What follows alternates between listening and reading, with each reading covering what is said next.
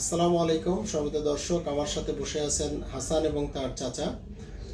হাসানের একদম 1.5 মাস বয়সে একটি অপারেশন করেছিলাম। ওর পেটের নাড়ির সাথে নাভির একটি সম্পর্ক ছিল এবং নাড়িটা আলটিমেটলি নাভির এরকম একটি ত্রিভুজ আকারে ছিল। সেটিকে আমরা নাড়িটাকে দুই প্রান্ত কেটে সুন্দর করে জোড়া দিয়ে দিয়েছিলাম এবং আমরা খুব দুশ্চিন্তায় ছিলাম ওর পরিবার সহ সবাই যে হাসান সুস্থ হবে কিনা। আলহামদুলিল্লাহ হাসান এখন সুস্থভাবে আবার দীর্ঘদিন পর আমার চেম্বারে এসেছে, অনাকাঙ্ক্ষিতভাবে বলা যায়। আসলে হাসানের বয়স কত চলতেছে এখন? এখন 2.5 বছর।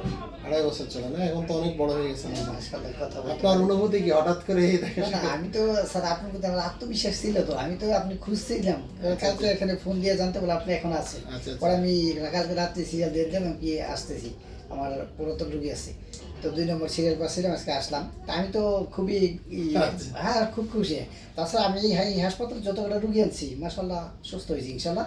খুব ভালো চিকিৎসা বা সেবা আমি পাইছি। আসলে রোগীদের সুস্থতাটা আমাদের জন্য আমি এখানে খুব ভালো সার্ভিস আনন্দ পাইছি। দেয়। আসলে ও যেমন আজকে অনেকদিন পর আসছে, আমার নিজেরই অনেক ভালো লাগতেছে। আমার খুব খুশি লাগে স্যার আপনার সাথে দেখা করতে পারি। আসলে একটা বাচ্চা, কিন্তু বাচ্চাদের অপারেশন অনেক চ্যালেঞ্জিং। না আপনি আমি তো আমরা খুব মনে করি যে এটা একটা বিশাল চ্যালেঞ্জ। আপনি যখন আমাকে ভিতরে ডেকে নিয়ে গেছিলেন তখন আমার পায়ের নিচে মাটি ছিল না, অবস্থা দেখে আপনি খুব টেনশন পাচ্ছেন।